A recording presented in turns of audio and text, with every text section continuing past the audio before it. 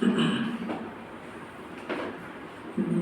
भगवान वीरो मंगलम गौतमो मंगलम कुलदेव जय नमस्ते मंगलम सर्वमंगल मंगल्य सर्वधर्माणां जय कृष्ण नमस्ते साराय सत्मूर्ति अचिंत्य चित सुरमाय भवाय सर्व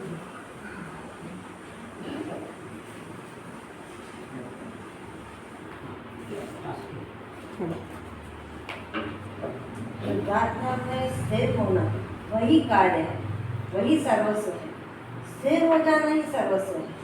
शुद्ध भाव आए परंतु वो सर्वस्व नहीं है। एकदम नहीं, अनंत काल में सुनने सी बात है। शुद्धात्मा है क्या चीज, ये पता चाहिए। संयोग में शरीर है और अंदर में पाप और पुण्य के विकल्प, इन दो से परिचय है जीव का।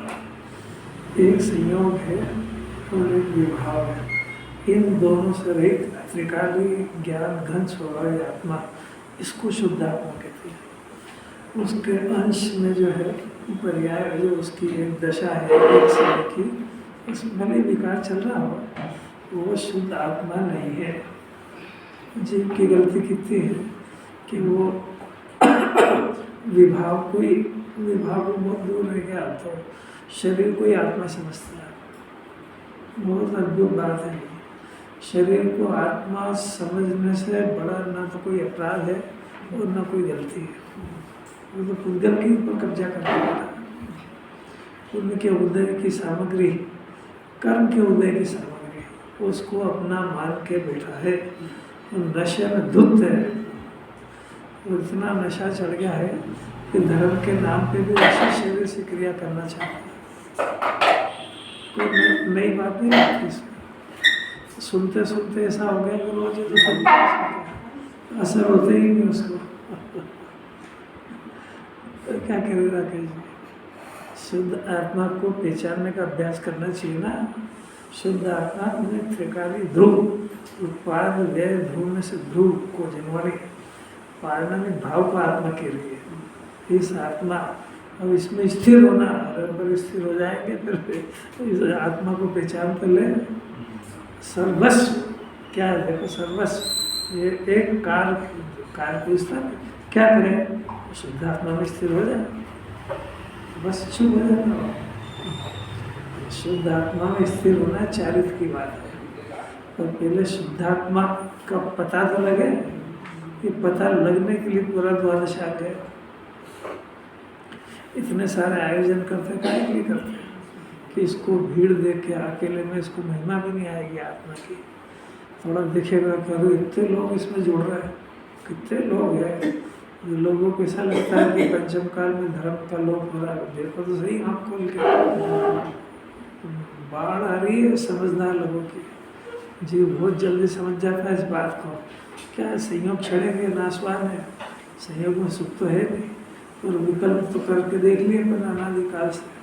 कोई जिनवाणी के कहने से नहीं, प्रैक्टिकल में विकल्प में क्या सार है। जीव तला था बुरी तरह से, एक विकल्प को पकड़ ले बस नींद खराब हो जाएगी उसकी। एक विकल्प पकड़ लिया किसी ने, मेरे को तो मंत्री बनना है, और पूरा जीवन नाश हो जाएगा। इतनी आधी बात समझ लीजिए, पकड़ लेना कोई सा भी विकल्प। गुण कहे कि सर्वस्व करने योग्य कार्य तो शुद्धात्मा में स्थिर होना। और ये तो चारित्र की बात है, स्थिर था मैंने चारित्र। तो उसके पहले शुद्धात्मा का डिसीजन तो हो जाए। कौन सी दुनिया में रहता आत्मा?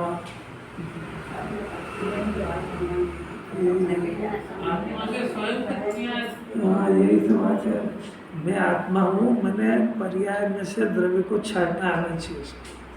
संयोग में से अपने शुद्ध आत्मा को छाटना आना चाहिए। जब तक कि अपने संयोग में मैंने द्रव्य से बात सुना ही नहीं ना कभी। पर्याय द्रव्य गुण पर्याय, इसमें द्रव्य को आत्मा कह रहे हैं। पर्याय तो अनात्मा है, तो भले जीव का अंश है, तो ये जीव नहीं है। ये मोक्ष के अलावा कोई बात समझ भी नहीं सकता है। और मुमुक्षु कहते हैं खाली सुने नहीं, इसका अभ्यास करें। वो इस जन्म के अंदर गांठ बांध ले कि जिनवाणी कह रही है शुद्धात्मा को पहचानो। इसका अर्थ है कि नहीं पहचान रहा है, नहीं पहचाना तो पहचान क्या रहा है कि शरीर ही आत्मा है, ऐसा समझ रहा है। कितना भी जिनवाणी बोले पर वो आत्मा की बात पकड़ते सुनते से जैसे कुछ ज्ञान में लकवा लग जाता है, विचार ही नहीं कर पाता है। अगर भगवान को देखो वो भी आत्मा में लीन है। पंचपर में मुनिराज देखो तो जंगल गए तो किस आधार पर गए, सोचो तो सही जरा। वो तो तुम कह दोगे कि भगवान बन गए, और मुनिराज तो यही है, उनके तो अभी 18 संज्ञा लगी हुई है, हार वगैरह ये सारी 18 दोष चल रहे हैं उनके। तो फिर वो जंगल में काहे के लिए गए कि उन्होंने अपने आत्मा को पसंद कर लिया, उसमें रमने के लिए गए जंगल में, एकाग्र होने के लिए। कि यही हो जाता है कि यहाँ एकाग्र नहीं हो पाता है, यहाँ बहुत सारे व्यवधान होते हैं। शुद्ध आत्मा में स्थिर होना, एक गाढ़ बांध ले कि अपने को जिनवाणी में क्या काम सौंपा है, यही एक कार्य सर्वस्व है। स्थिर हो जाना सर्वस्व है। शुभ भाव बीच में आते हैं, आते होंगे, कोई बात नहीं इसमें। शुभ भाव आते हैं, कोई परेशानी नहीं इसमें, आते हैं। बीमार सर्दी खांसी बुखार मौसम के हिसाब से हो जाती है, और मर थोड़ी जाता है इसमें, जानना चाहिए उसको। ऐसा आवाज़ तो आ रही है ना। तो देखो बहुत ही अद्भुत गाथा है। अभी तक तो इस जीव को अपराध क्या होता है यही नहीं समझ में आती है। वो अपराध के साथ मैं तो कोई अपराध करता ही नहीं, इतना ईमानदार हूँ, आपने मेरा जीवन ही नहीं देखा। आज तक मैंने किसी का एक पैसा उधार नहीं लिया, अवक्ष नहीं खाया, निरपराधी हूँ। अब ये जिनवाणी क्या कह रही है, द्रव्य गुण पर्याय, इसके अंदर द्रव्य को अपना मानना छोड़कर उसके अलावा किसी भी चीज़ को अपना मानना, ये अपराध है। अब अपराध सुने फिर देखे अपने अंदर तो नहीं चल रहा है, अभी तो सुनना ही अनंत पुरुषार्थ है। कल कितनी अद्भुत गाथा ली उन्होंने तलवत वालों ने, कैसे बस 2 घंटे में तो पूरा द्वादशा खिला दिया। बहुत एक से एक लर्नेड आदमी पड़ा है, बहुत मोक्ष मार्ग में लग रहे हैं बहुत सारे जीव, भव्य जीव। वो कैसा उदाहरण दिया, आंखें से देख रहा बंद हो जाएगी एक झटके में, कैसा सुनो तो रोंगटा खड़ा हो जाए। कितना शरीर को इसको रखना, कई जीवों की हिंसा होती है इसको। अब बोले ना वो कार से आया तो कितनी स्वाहा बारिश के अंदर होए तो हो ही रहे, तो कम से कम खेद होए, दुख होए, ये पता लगे कि जीव की दशा है। और एक ही कारण है इसका कि इसको जब ऐसा चांस मिला इसने अपने आत्मा की बात को नहीं समझ पाया। सुनने से क्या होता है, समझ नहीं पा रहा है। समझने का अर्थ है कि ज्ञातृत्व बुद्धि पैदा हो जाए, निर्भयता निशंकता पैदा हो जाए। क्योंकि अपराधी सशक्त रहता है, निरपराधी निशंक रहता है। अगर अपनी शंका टूट गई, शंका होती भी है कि नहीं किसी को, 24 घंटे मर नहीं जाऊँ ये शंका है, तो ये है इसलिए कि इसने शरीर को मैं वैसा कब्जा कर लिया। जिनवाणी कहती रही कि परद्रव्य है, पर ये समझ नहीं पाया। अब ये अपराध है और निरपराध दशा, इतनी सी तो बात ही है कि इसका उपयोग है। उपयोग के अंदर ये अपने उपयोग से अपने शुद्धात्मा को स्व जाने तो निशंक हो जाएगा, कोई डर ही नहीं उसको, क्योंकि वो तो सुना ही है, उसने अभ्यास कर लिया कि मैं अनादि अनंत हूँ। तो इतनी सी गलती हो गई कि मैं पना इसने शरीर में लगा रखा है, इसलिए भयभीत हो गया, कुछ हो जाएगा तो। और जितना भय उसको अपने शरीर का उतना ही परिवार का, इनको कुछ हो जाएगा तो कि हो जाए तो कि यही तो मेरी सेवा कर रहे हैं, फिर मेरा क्या होगा। तो चैनल है एक दूसरे की, कैसा घिराया जीव। जिन्होंने सेवा को निकालेगा इसका, भाई जब तक तू अपराध करेगा, मने अपना जीवन इनके आशय से मानेगा, तब तक भयभीत रहेगा। डॉक्टर नहीं मिला तो, पैसे नहीं रहेंगे तो, ऐसे हजारों तो खड़े कर रखे उसने। पानी खूब आ जाए तो, सूखा हो जाए तो, अरे आप फिर तो का क्या करें। सारे लोग की तरह भस्म कर ले, क्या करें। कुछ नहीं, निर्भय निशंक होते हैं, उनका नाम निराज है। हर समय मस्त। अरे सम्यक दर्शन में इतना बीज हो जाता है, साथ भय रहित हो जाते हैं, निशंकित अंग प्रकट हो जाता है अंदर से। निशंकित अंग, इस जन्म का भय, अगले जन्म का भय, मरण का भय, काय का भय उसको? अपनी चीज को अपनी माने, अपने शुद्धात्मा को अपना जान लिया, मान लिया, उसको किस बात का डर उसको? मेरे में कुछ हो तो डरे। दुनिया में आज तक कोई पदार्थ मेरे को स्पर्श नहीं कर पाया, डर किस बात का? कोई रोटी कपड़ा मकान से थोड़ी जिंदा रहता है जी, उससे रहता होता तो अभी तक कभी का मर जाता। ऐसी बात की खुमारी चढ़ के निर्भयता प्रकट होना चाहिए, तो निर्भय निशंक होएगा। सुनने से क्या होएगा? सुनेगा और कांपेगा भय से। डॉक्टर ने क्या कुछ किया तो नहीं दिया, डॉक्टर ने क्या कह दिया? जिनवाने कह रही मरेगा, शरीर को अपना जान रहा तो मरेगा, उसमें क्या? तो भविष्य किससे पूछने जाता है? ज्योतिषी आया तो सब मेरा हाथ देखो, वो कहेगा कुंदाचार्य ज्योतिषी है, बोल तो अपने को शरीर मानता कि आत्मा? शरीर मानता हूँ, मरेगा, यही है तेरा भविष्य। आत्मा मानता हूँ तो उसका काहे को मरण होगा? कुछ नहीं होगा तेरे अंदर। पहला सिद्धांत है अपने को अनादि अनंत माने और परद्रव्य को अपना नहीं माने। यहाँ से जैन दर्शन की शुरुआत होती है, नहीं तो जैन दर्शन में एंट्री नहीं होती उसकी, क्योंकि तो अपराधी है। तो कितने गेम को अपना माने, कोई ठिकाना क्या उसका? हर समय कांपेगा तो बुरी तरह से। तो डर ये बताता है कि जीव अपराधी है। अपराध क्या है? कि शुद्धात्मा को अपना नहीं जानना, इस वजह से अपराधियों की श्रेणी में घुस गया है। इतनी सी गलती है, ये इतनी सी है, मैं रोटी खाने से जीता हूँ, इतनी गलती है, अनंत जन्म मरण करा देगी। ये अपराध है। अनादि अनंत निराहारी तत्व रोटी की चिंता करें, इससे बड़ा कोई अपराध होता है क्या? किसी किसी बातें आप लोगों को कैसी लगती है, क्या पता कैसी लगती है? अमृत है अमृत। इसको सुन के ऐसा लगे कि ओहो, मेरे को आज तक सुनने को क्यों नहीं मिली? निर्भय करने के नहीं, मैं भय से काँप रहा हूँ, जरा सी गलती है बस। कैसी अलौकिक बात है। दो बातें समझना, एक तो होता है अपराध और एक होता है दोष। समझ आता है?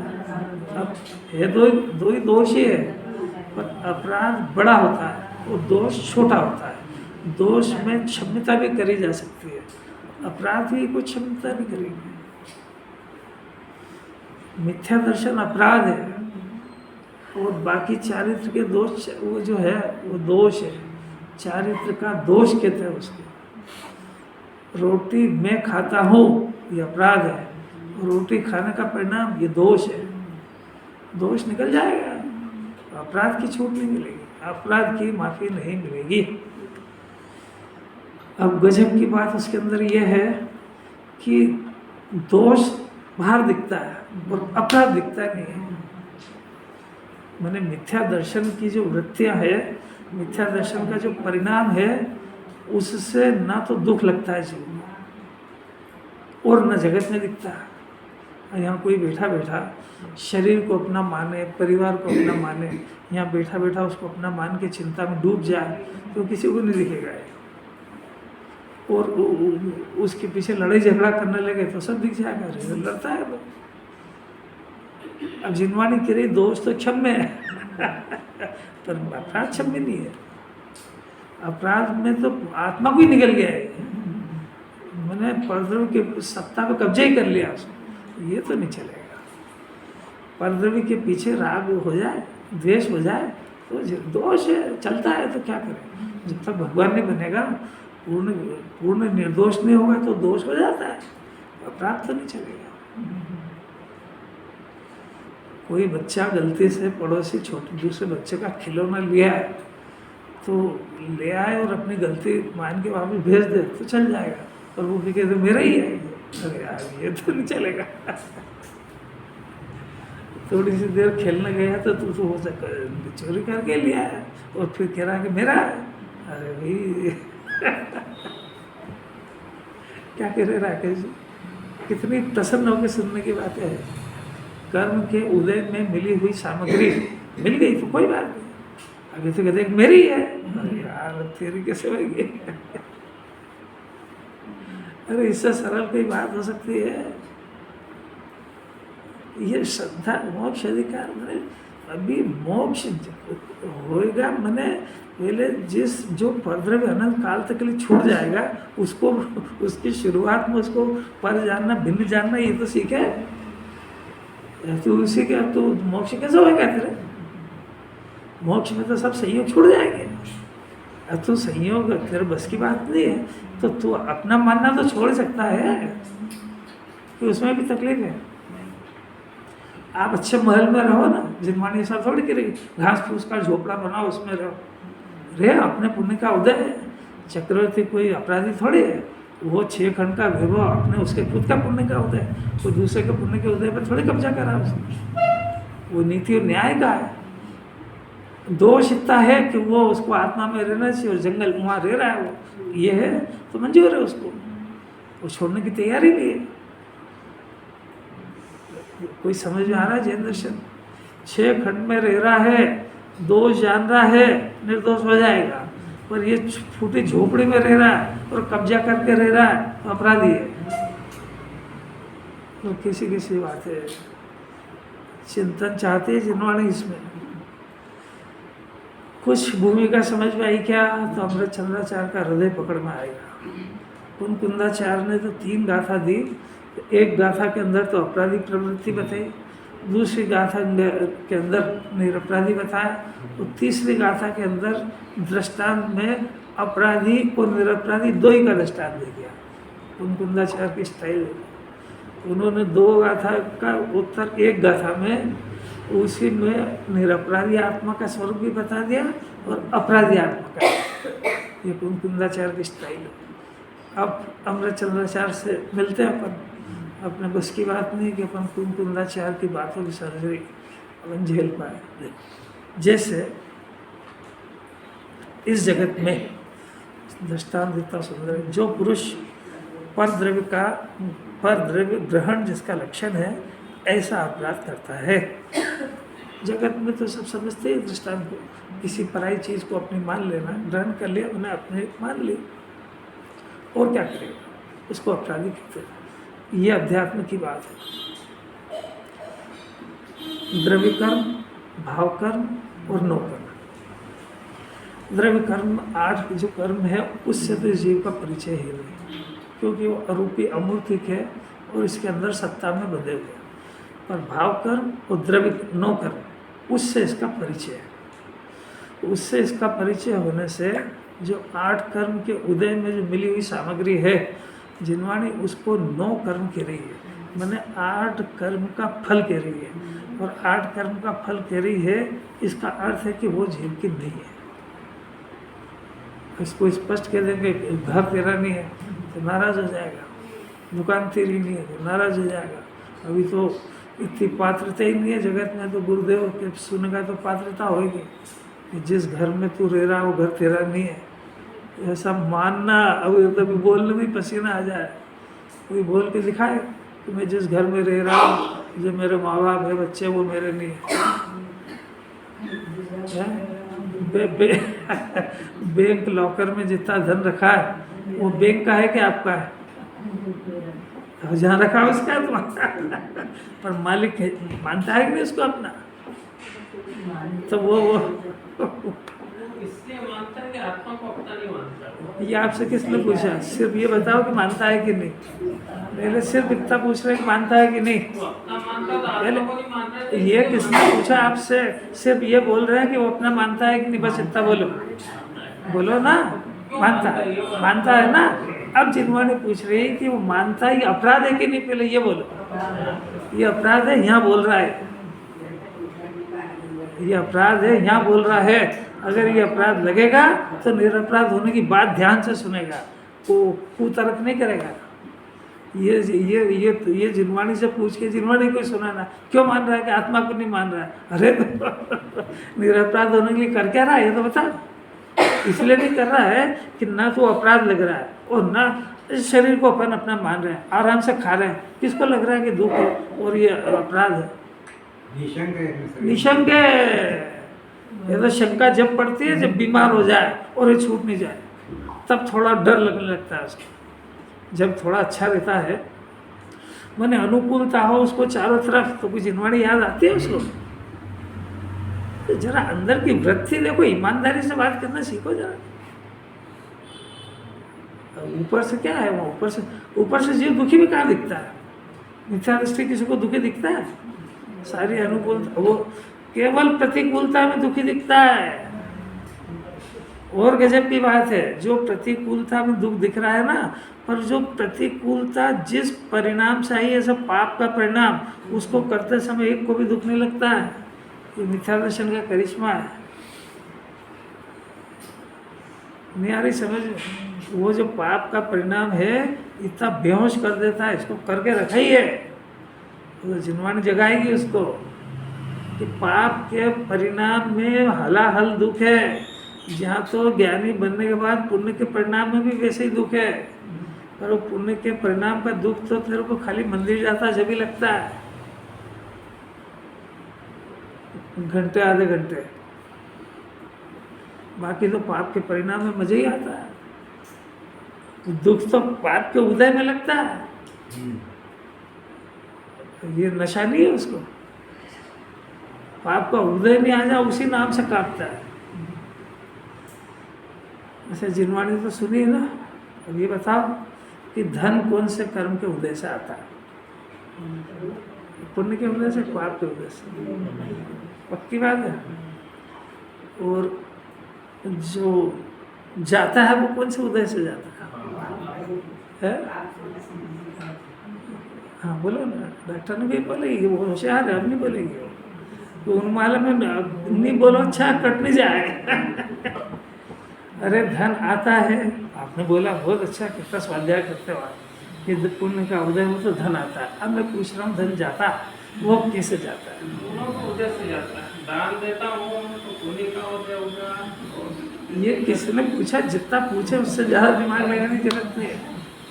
धन जाता भी है कि नहीं, वो कौन से कर्म के उदय से जाता है? इतने जिनवाणी के पढ़ने वालों से पूछ रहे हैं। हाँ बस आप बोले शिवपुरी वाले, पाप के उदय से। जैन दर्शन ऐसा नहीं कहता है। अब यह हाँ करोगे, पहले सुन लो, फिर अभी बोला ही नहीं रहा सही। पाप के उदय से भी आते ही है, आने का उदय और जाने का उदय पाप और पुण्य के उदय से ही होता है। जो अनुकूलता आती है, धन का आना, सब अनुकूलता का आना कि पुण्य का उदय, और प्रतिकूलता आना ये भी पाप का उदय से। पाप और पुण्य के उदय से आता ही आता है, जाता वाता नहीं है। बात समझ में आ रही क्या? प्रतिकूलता भी आई है ना, तो पाप के उदय से आई ना, तो आने का ही तो काम हुआ, जाने की कहाँ हुआ उससे? मेरी बात समझ में आ रही है कि नहीं आ रही है? अरे पाप के उदय से विपरीत परिस्थिति आई, प्रतिकूलता आई, पाप के उदय से आई, अब पुण्य के उदय से भी आई। अब प्रश्न एक बाकी रह गया कि जाते कैसे हैं? अरे भाई स्थिति अनुभाग बंद होता है तो उसका पुण्य का उदय क्षय होता है तो धन जाता है, पाप के उदय से नहीं जाता है। रोज सुनते हैं एक आस्ती से हो गया, नास्ती से हो गया। ये किसने कहा? कहाँ अस्थि नास्ति, यहाँ कहाँ लगा दिया आपने?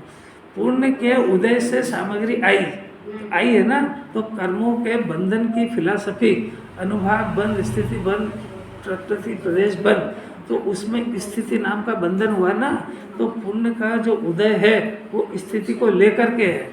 तो जब उसकी स्थिति पूरी होगी तब चला जाएगा वो। पाप का उदय का उसमें रोल ही नहीं है। ऐसा कैसे पाप के उदय की बात है? पाप के उदय में जो आपको प्रतिकूलता आई, बीमारी आई, रोग आया, दरिद्रता आई है, अभी पुण्य के उदय से थोड़ी जाएगी। पुण्य का उदय का काम अलग है, उसका भी काम लाना है। ये जब जाएगी तो पाप का जो बंधा हुआ है उसकी स्थिति पूरी होगी तब चली जाएगी। इसका पुण्य, इसका उससे और उसका उससे कोई संबंध थोड़े है। तब तो अभ्यास तो सिस्टमेटिक करो।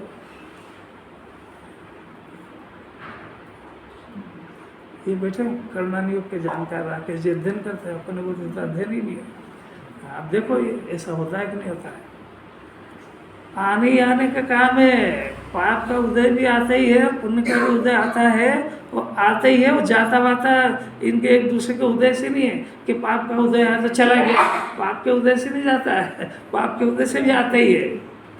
पाप के उदय से उस समय में प्रतिकूलता आई, ये अलग बात है, पर उसका जो जाना हुआ, वो जाने का जो काम है, उस जो बंधा हुआ पुण्य था, जैसे शरीर बंधा आयु कर्म, तो शरीर छूटता है। कैसे छूटता है? असाधक उदय से। अरे असाधक उदय से थोड़ी छूटता है।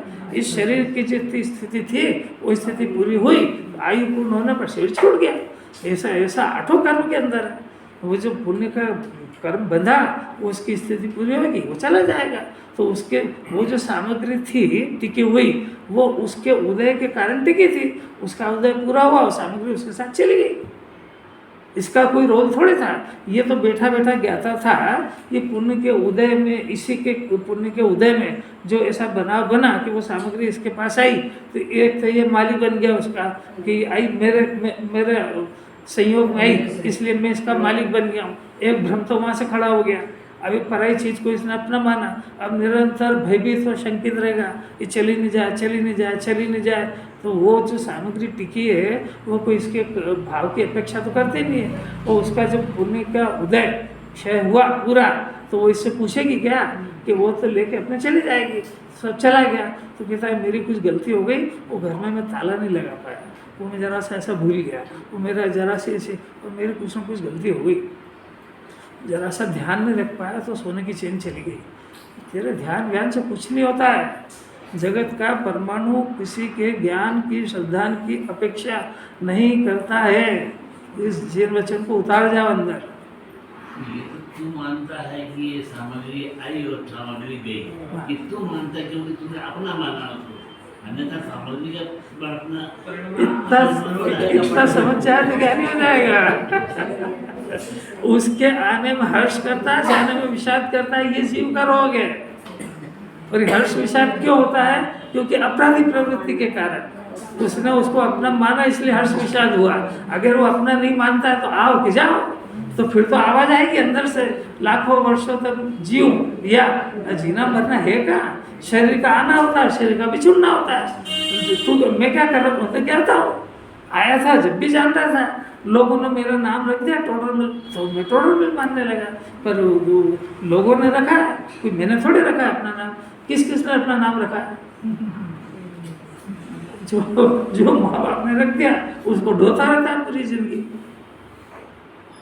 माँ बाप तो वो समझदार थे जो उसका नाम रखा अच्छा, कि वो बार बार उस नाम का अंदर में अर्थ विचार कर थोड़ा धर्म की तरफ प्रेरित होगा, तो पूरी जिंदगी अपने नाम का अर्थ नहीं निकाल पाता वो। ज्ञान इतना पंगु हो गया उसका। इस जगत में जो पुरुष पर द्रव्य का ग्रहण, पर द्रव्य की परिभाषा के अंदर लिया है, अपने शुद्धात्मा को छोड़ करके, यहाँ पर नो कर्म की बात इसलिए नहीं है कि वो बात हमने आगम में समझा दी। और ये अध्यात्म का शिष्य, कुंदाचार्य की क्लास का स्टूडेंट बहुत ऊंची पढ़ाई कर रहा है, इसको ये बात समझाने की आवश्यकता कुंदाचार्य को नहीं पड़ रही है, नहीं पढ़ना भी चाहिए कि कर्म के उदय में मिली हुई सामग्री को ये अपनी नहीं मान रहा है स्थूल रूप से। वो तो छूट जाए तो एक साथ ही हो जाए। परंतु इस शिष्य को अनादि का अग्रहित मिथ्यात्व जो है अंदर में, इन गेयों को देख करके पाप और पुण्य संबंधी विकल्प उत्पन्न हो रहे हैं। इस विकल्प को, ये विकल्प ये जीव के आश्रय से पैदा हुआ परिणाम नहीं है, और इसके अंदर जीव का कोई अंश नहीं है, यानी ज्ञान का अंश इसमें नहीं है। इसलिए ये दोनों परिणाम भी पर द्रव्य है। ये है कुंदाचार्य के शिष्य, इतना ऊंचा, इसको परद्रव्य कह रहे हैं। अब इसमें वो नहीं कहना साहब उसको तो कह दो, अरे वो तो समझ गया, ये यहाँ समझ ही रहे कि जीव इतना ऊंचा है कि तो समझ ही जाएगा कि जिसका द्रव्य क्षेत्र काल भाव सब कुछ मेरी सत्ता से न्यारा है, मैं उसको अपना कैसे मानूंगा? ये तो बहुत स्थूल गलती है मेरी। तो आप अपना अंदर में विचार करना कि अपना अंदर में इतनी स्थूल भारी गलती तो नहीं कर रहा है, नहीं तो कुंदाचार्य की क्लास में बैठने लायक पात्रता ही नहीं है। कोई बात समझ में आई क्या? परद्रव्य किसको कह रहा है? कि जो परिणाम है इसको परद्रव्य क्यों कह रहे हैं, सुनना लाजिक। ऐसा जिनवाणी के कहने से नहीं बोलने लगना, पाप पुण्य का परिणाम है ना सब परद्रव्य क्यों है। अभी कोई दूसरा तर्क दे देगा, आपके अंदर जो परिणाम होता है वो आपकी सत्ता में हो रहा है, आपने खुद ने किया इसलिए आपका है, तो चुप हो जाएगा। और जिनवाणी की सब तर्क न्याय है, सब समझना पड़ेगा। वो परिणाम अपना क्यों है ये भी आपको पता होना चाहिए, और परद्रव्य क्यों कह रहे हैं ये भी पता होना चाहिए। और दोनों के दोनों ही सत्य है। अगर उस परिणाम को अपना मानेगी नहीं तो क्या जड़ में होता है क्या वो, और उसके कर्म किसको बन रहा है, सजा कौन भोग रहा है। इसलिए पहले आप उसको मंजूर करो, अब उसको कर लिया तो आगे क्लास बढ़ते ही नहीं। भाई ये हो जरूर रहा है पर ये इसकी जाति का नहीं है और ये इसका अंश भी नहीं है। क्यों नहीं जाति का, क्योंकि ये ज्ञान स्वभावी आत्मा है, जानना इसकी जाति है, इसके अंदर से जानना हो रहा है। और ये जो प्रोडक्शन हो रहा है पाप और पुण्य के विकल्प का, इसमें जानने का कोई अंश नहीं है और ये आत्मा के आश्रय से भी नहीं हो रहा है। इसलिए मेरी जाति का नहीं होने की वजह से ये पराया है, इसलिए इसको आचार्य ने परद्रव्य कह दिया तो खाली माली नहीं करा है। इसको परद्रव्य जानेगा तो मोक्ष मार्ग शुरू होने की संभावना है, और इसको स्वद्रव्य जानेगा तो विभाव और विकार को अपना जानता रहेगा, 8 कर्म बनते रहेगा, 84 लाख गुरु घूमता रहेगा। आपको दोनों बातें समझ में आई क्या। अच्छा, दोनों एंगल से कह रहे हैं। जब अगर स्वच्छंदी होने लगे तो पहले ये पढ़ना कि परिणाम तेरा है और जन्म जन्म भटकेगा। जिनवाणी पढ़ना से ढंग से सीखो। स्वच्छंद नहीं हो जाए इसलिए कैसे जानना मेरे हैं, और भेद ज्ञान करने के लिए, मोक्ष मार्ग प्रकट करने के लिए कैसे जानना। आप कौन सी परिस्थिति में क्या जानते हो ये आप जानो। इसमें लिखा है परद्रव्य का ग्रहण जिसका लक्षण है, मतलब कौन सा व्यक्ति जिसका लक्षण है परद्रव्य को ग्रहण करने का। ध्यान से सुनो तो सारे उत्तर आ गए इसके अंदर, कि जो पाप और पुण्य का परिणाम होता है इसको अपना मानना, इसका स्वामी बना, इसका नाम है परद्रव्य का ग्रहण। ग्रहण माने वो घुस नहीं जाता है ज्ञान। इनको ये ज्ञान स्वभावी आत्मा अपने ज्ञायक स्वभाव को मैं हूँ ऐसा नहीं मानकर इसने पाप और पुण्य के विकल्प मैं हूँ ये परद्रव्य का ग्रहण हो गया। फिर आत्मा को छोड़ा और ये पाप और पुण्य के विकल्प को ग्रहण कर लिया। ये कौन है, ये अपराधी है।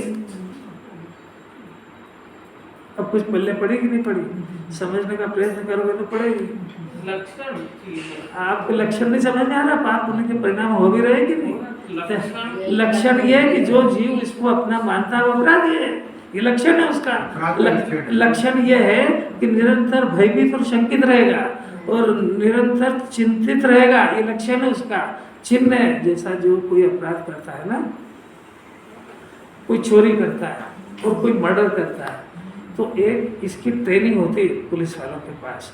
उस ट्रेनिंग के अंदर उसको इसके लक्षण सिखाए जाते हैं कि उसके अंदर ये जो बोलने चालने का जो उसके हाव भाव है ना, वो इस तरीके से व्यक्त करेगा, वो पकड़ा जाता है।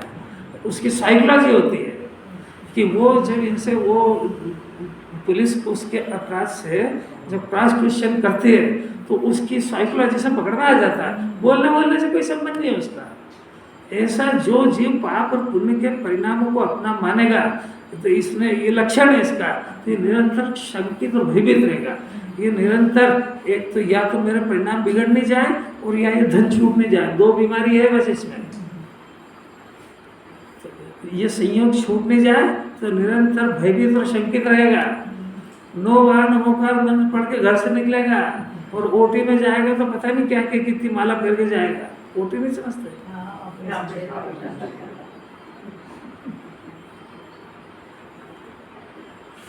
डेथ पड़ोसी की होगी जवान की और कांपेगा ये, भगवान ऐसा नहीं हो, मेरे घर में हो जाए। कोरोना की बीमारी चली, पड़ोसी वहाँ मऊ में बीमार होंगे, ये इंदौर में घबराएगा। कारण क्या? ये लक्षण है उसका, ये डर और घबराहट, ये लक्षण है इस बात का कि ये अपने को शरीर मान रहा है। आगे क्या बात समझ में? मौसम खराब हो रहा है तो बीमार नहीं हो जाए, ऐसा कोई विकल्प और मन में डर है कि नहीं? है नहीं है? डॉक्टर ने भाई को काय का है एक समय भी मरण का भय नहीं गया इसके। ये अबुद्धिपूर्वक का है। कुछ बुद्धिपूर्वक होते हैं, कुछ अबुद्धिपूर्वक होते हैं। अबुद्धिपूर्वक का विकल्प इसके प्राण ले रहा है, क्योंकि अभी कह दिया मिथ्यात्व का चिन्ह वो पकड़ में नहीं आ रहा है। पर अगर वो निकल जाए तो अनादि अनंत आत्मा को पकड़े तभी निकलता है वो, नहीं तो आत्मा को भी नहीं पकड़ा और वो भी पकड़ में नहीं आ रहा है। ऐसा थोड़ी कि वो है ही नहीं, या तो सम्यक रहेगा या मिथ्यात्व रहेगा। तो फिर तो सम्यक दृष्टि हो जाना चाहिए कि नहीं, वो भी नहीं हुआ और डर भी नहीं है। वाह यार, ये 20 की दशा कहाँ से ले आया तो? ज्ञाता बुद्धि प्रकट भी नहीं हुई और कर्ता बुद्धि तो मेरे है ही नहीं। यार ये कैसे, ये कौन सी बीमारी लाया भाई कि मेरा कर्ता बुद्धि तो नहीं है? अच्छा कोई बात नहीं, ज्ञाता बुद्धि प्रकट हुई कि वो भी नहीं हुई। अरे तो फिर ये अरे कोई समझ में आ रही कि नहीं? यहाँ तो रिजल्ट चाहिए। यहाँ तो 2 और 2 4 होते हैं, तो ये जो 4 होते हैं ना, तो 5 लिख, 7 लिख, 10 लिख, 11 लिख, ये 2 और 2 4 उत्तर माला से मिलना चाहिए। वो टीप के लिखा हुआ नहीं होना चाहिए, तेरे को आना चाहिए। तो अगर ये उत्तर सही है तो उत्तर माला से मिलना चाहिए। तो जिनवाणी ने उत्तर माला दे रखी है कि जीव अगर अपने आप को जीव मानता है, ज्ञानमय आनंदमय मानता है, पर्याय शरीर द्रव्य की सत्ता को स्वीकार कर लिया है, शरीर से भिन्न, शरीर को पुद्गल का ढेर और आत्मा को चेतनता की खान, इसने अपने को मान लिया है, कर्ता बुद्धि छोड़ के इसने अपने आप को ज्ञाता मान लिया है, तो रिजल्ट मिलना चाहिए। क्या रिजल्ट? सात भय रहित हो जाना चाहिए। निर्भयता, निशंकता, सात भय रहित हो जाता है। अनादि अनंत अपने को मानने लगा तो उसको कोई भजन याद नहीं करना पड़ता है कि लाखों वर्षों तक जीव या मृत्यु आज आ जाए। वो जिरवानी टीप टीप पे थोड़ी बोलेगा वहाँ पे, वो तो कुछ भी बोले तो भी अनादि अनंत मानता है। उसको कोई पता लग जाए कोई रोग होगा कि किसको होता है रोग, फिर मर जाएगा, मरना मेरी डिक्शनरी नहीं है। चलो कोई बात नहीं, अरनसित कब बनना है? किसने जो अरनसित बन के जो काम करेंगे वो मैं यही कर रहा हूँ। मेरे को अरनसित की जल्दी है ही, क्योंकि आत्मा अपने को जानना था और आनंद भोगना था, वो काम मेरा शुरू हो गया। अब अनंत आएगा तो जब आएगा, जब आ जाएगा क्रम में। कोई उत्तर, अपने उत्तर से कोई ये उत्तर मिलते हैं, मिलान करने का प्रयत्न करना चाहिए। हवा में अपने आप को कुछ मान के ठगना नहीं चाहिए।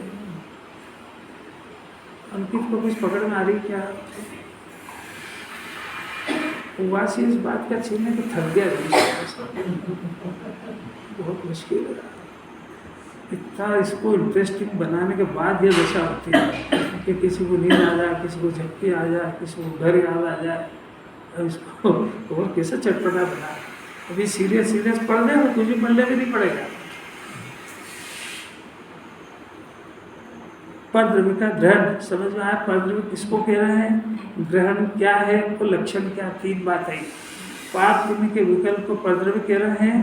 ग्रहण का अर्थ है मैं रूप मानना, यानी द्रव्य स्वभाव को मैं रूप मानना था, जो इस पाप पुण्य के परिणाम को मैं रूप मानता है, ये ग्रहण हो गया। लक्षण क्या है कि भयभीत और शंकित रहेगा। हर समय इसको चिंता सताएगी कि फलाना काम बिगड़ने जाए, फलाना काम बिगड़ने जाए।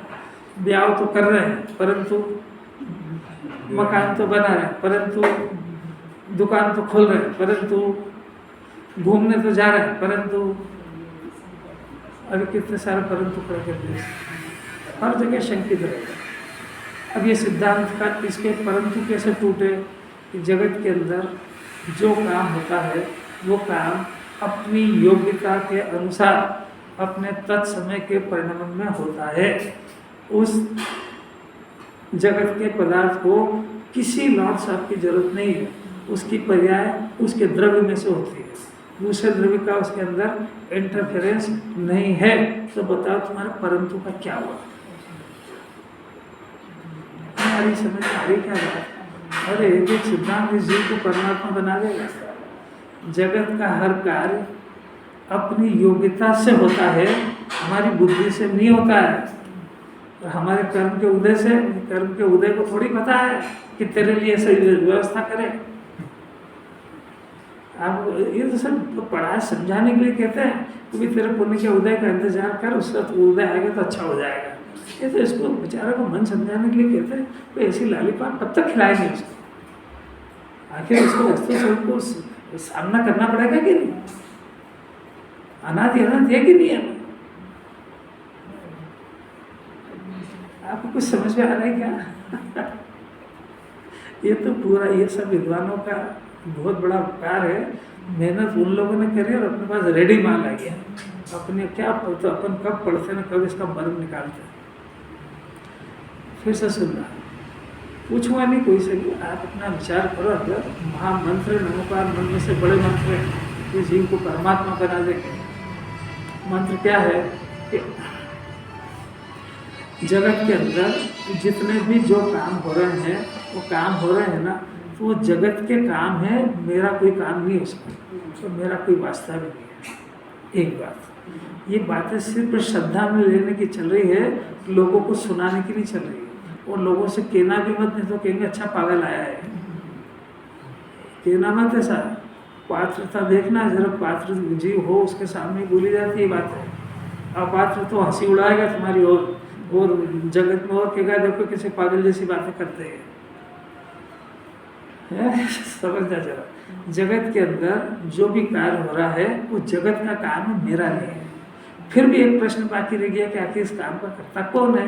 कि जगत में जो काम होता है वो पदार्थ में तत्समय की योग्यता से जैसा होने वाला होता है वैसा होता है। अब उस जगत के पदार्थ के परिणमन को रोकने की भी किसी की ताकत नहीं है, बदलने की भी किसी की ताकत नहीं है। उस जगत के पदार्थ को रोकने की, बदलने के लिए मेरे ज्ञान की, मेरे विकल्प की, तो ठीक इन लोक में किसी भी जीव के विकल्प की और ज्ञान की आवश्यकता नहीं है। ऐसा सर्वज्ञ भगवान ने देखा है उनके ज्ञान में। और ऐसा हमको दिख जाए और हमको भरोसा हो जाए तो ही वहाँ से विरक्त हो सकता है, नहीं तो शंकित और भयभीत रहेगा, अनंतानुबंधी कषाय की आग में जलेगा। कितनी बात बचाना मुश्किल है। अरे उपास करना सरल है कि बात बचाना सरल है? अरे क्या बात ये उपास करने को तैयार है, सब व्रत तब छोड़ के जाए, पर ये बात को बचाने के लिए, इसको बचाने की मेहनत उसी को मन की शंका होती है। जो परद्रव्य को अपना मानता है, बाहर के पदार्थों को अपना मानता है, वो भी शंकित रहेगा। और जो इस परिणाम को जो अपना जानता है, अब देखना जरा लिंक देखना उसकी, जो इस पाप और पुण्य के परिणामों को अपना मानता है, अपराध तो ये हो गया। और उसका चिन्ह क्या है कि वो इसके उदय में मिली हुई सामग्री शरीर को भी अपना मानेगा। और उधर से देखो कि जो शरीर को, वो संयोग को अपना मानेगा तो वो अपने उस परिणामों को भी अपना मानेगा। ऐसा दो ही का संबंध है। बात समझ में आ रही क्या? और इन दोनों में से किसी को भी अपना मानेगा तो 24 घंटे भयभीत रहेगा। इस पकड़ में आई क्या थोड़ी बहुत? जो परिणाम को अपना मान रहा है वो संयोग को अपना मानेगा ही मानेगा। अब आपसे पूछते हैं कि आप पुण्य के परिणाम को अपना मानते हो कि पुण्य के फल को अपना मानते हो?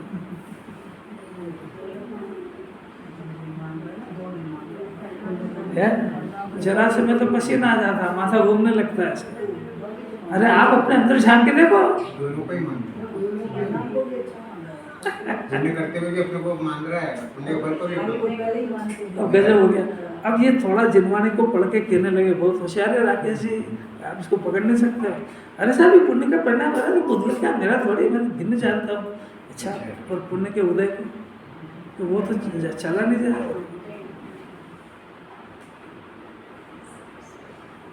बोलने से मोक्ष मार्ग शुरू होता है कि मानने से होता है? तो मानने का अभ्यास करना चाहिए कि बोलने का करना चाहिए?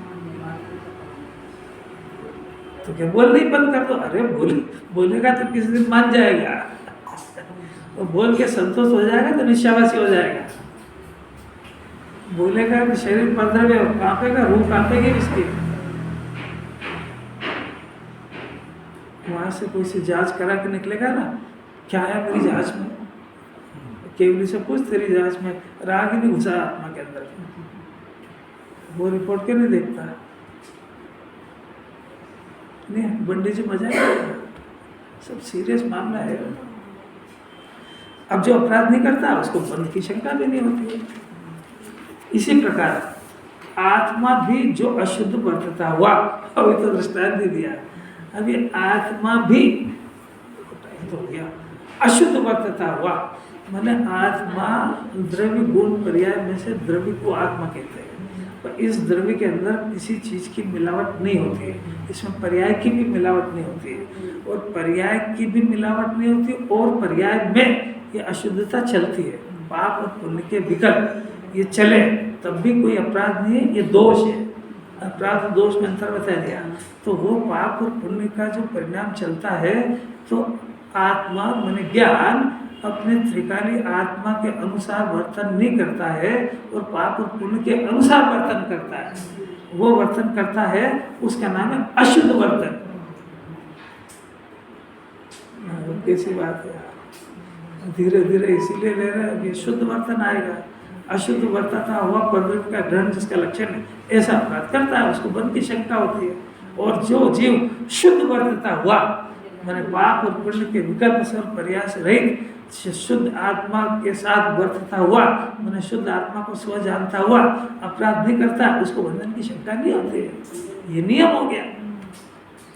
अब इस नियम को जो पालन करेगा वो सुखी हो जाएगा, और जो नियम को पास करेगा ऐसे पूछना थोड़ी, इसमें XYZ का नाम थोड़ी है, जो भी जियो चलेगी बात।